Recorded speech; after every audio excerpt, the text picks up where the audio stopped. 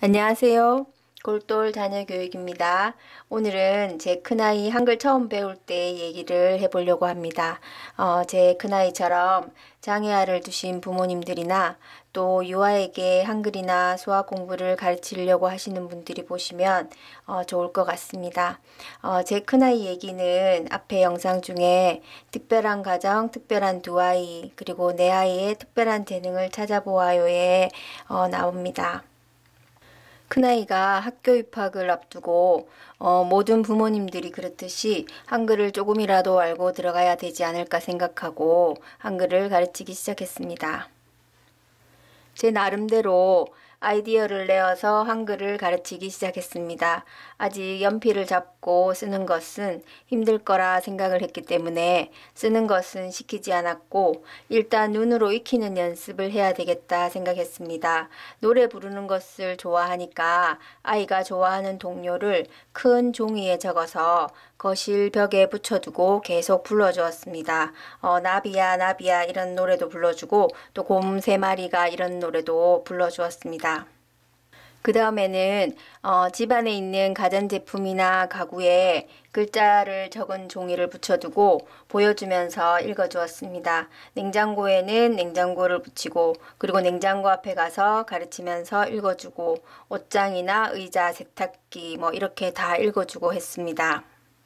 또 집집마다 한글 낱말 카드들이 다 있을 텐데요. 앞에는 사진이 있고 뒷면에는 글자가 적혀 있는 것입니다.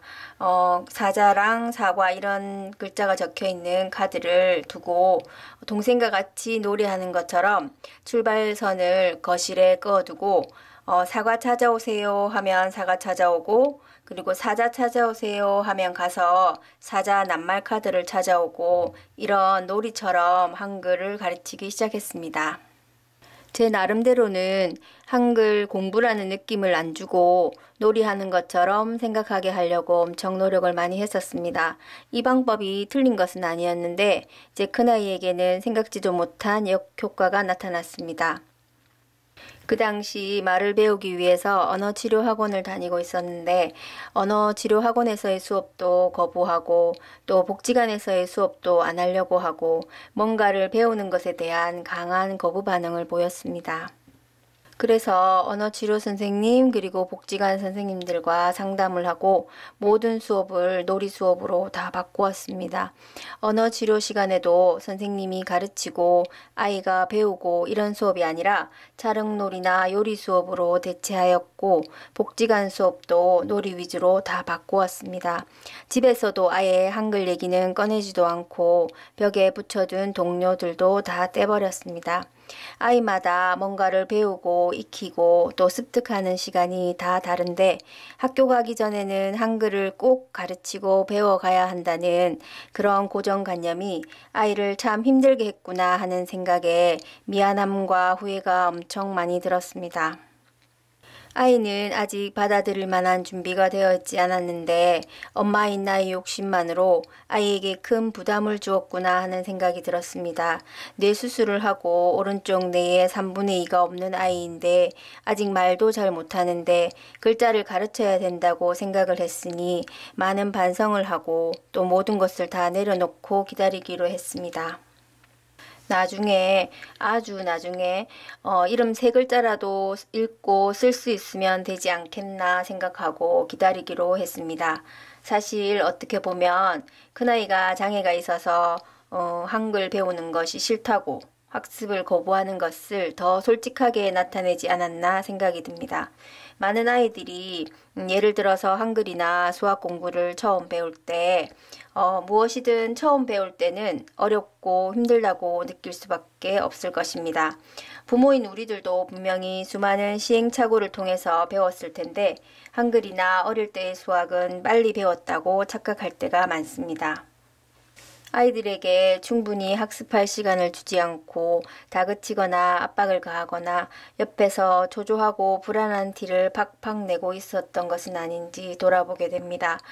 제 아이처럼 복지관도 안 갈 거야, 학원도 안 갈 거야, 바로 거부하지도 못하고 엄마나 선생님 눈치 보면서 힘들게 공부하는 아이들이 분명히 있을 거라 생각이 듭니다.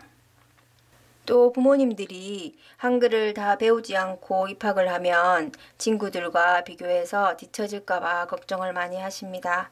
초등학교 선생님인 제 친구에게 물어보니 모든 아이들이 한글을 다 알고 입학한 것은 아니라고, 또 잘 모르고 입학을 해도 1학년 마칠 때쯤이면 거의 다 알게 된다고 합니다.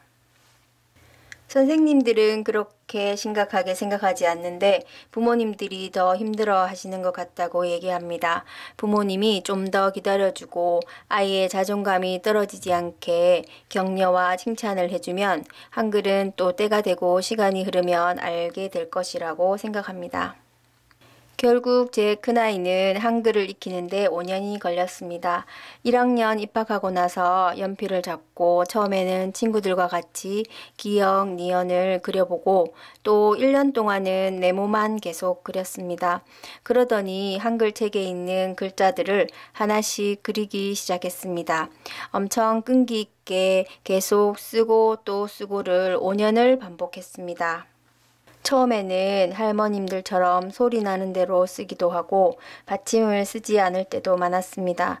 이름만 쓸 수 있어도 좋겠다 생각하고 기다렸는데 5년이 지난 후에 5학년 때쯤 한글을 읽고 쓸 수 있게 되었습니다. 어려운 글씨는 제멋대로 쓰기도 했고 또 다음 빈칸에 알맞은 글자를 보기에서 골라 써보세요. 이 말을 다 이해하지 못하다 보니까 그냥 보이는 대로 쓰기도 했습니다. 그래도 글자를 쓴다는 것 자체가 너무 신기하고 기특해서 문제를 이해하는 것은 또 나중에 배우면 되니까 그냥 고치려고 하지 않고 지켜보았습니다. 사실 둘째 아이도 글씨를 처음 쓸 때는 동물원을 디귿자를 거꾸로 이렇게 쓰는 경우도 많았었고 엉터리로 쓰는 경우도 많았습니다. 엄마가 바로바로 고쳐줘 버리면 아이는 또 내가 잘못했구나, 난 잘 못하는구나 이렇게 생각할 수도 있습니다. 그냥 한글을 배우는 과정이라 생각하고 아이와 한글 공부를 재미있게 하다 보면 자연스럽게 잘할 수 있는 때가 올 것입니다. 사실 제 둘째 아이는 누나 한글 가르칠 때 옆에서 같이 동요도 부르고 또 같이 게임을 하면서 글자를 찾으러 왔다 갔다 하면서 글자를 자연스럽게 알게 되었습니다. 또 따로 가르칠 만한 시간적 여유도 없고 해서 누나 복지강 수업하러 들어갈 때 기다리면서 엄마 로보트 써주세요 하면 수첩을 꺼내서 로보트 이렇게 써주고 또 파워레인저 써주세요 하면 파워레인저 이렇게 써주고 했었습니다. 누나 덕분에 자연스럽게 한글을 익히게 되었습니다. 제 두 아이만 보아도 배우는 것도 익히는 것도 참 다르구나. 5년 만에 한글을 배우는 아이도 있고 그냥 쉽게 받아들이는 아이도 있구나 하는 생각이 들었습니다. 각자 아이마다 학습의 속도가 다름을 인정하고 부모님들이 너무 조급하게 아이를 다그치지 말았으면 좋겠습니다. 어느 유명하신 대학 교수님 말씀이 생각이 납니다. 부모님들은 아이들을 이를 악물고 기다려야 한다고 말씀하셨습니다. 긴 시간 아이를 지켜보려면 답답하고 조급한 마음이 많이 들겠지만 부모님의 칭찬과 신뢰를 받고 또 부모님이 기다려준 아이들은 언젠가 꼭 그 노력의 결과물들이 나타날 날이 올 거라 믿습니다. 오늘도 제 얘기를 들어주셔서 감사합니다. 도움이 되셨으면 구독 부탁드립니다. 감사합니다.